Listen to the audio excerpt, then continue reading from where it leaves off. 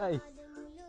So kalian semua sahabat handal, saya nak bagi tahu yang mana kami ada kenderaan yang ready stock, iaitu model Myvi 1.5 cc, model Azia.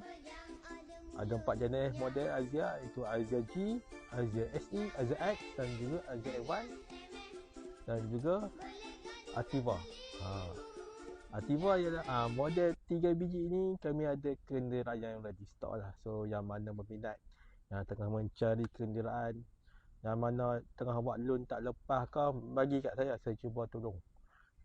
So yang mana tengok video ni, minta follow dan like. Okey, cara dulu, bye. Assalamualaikum.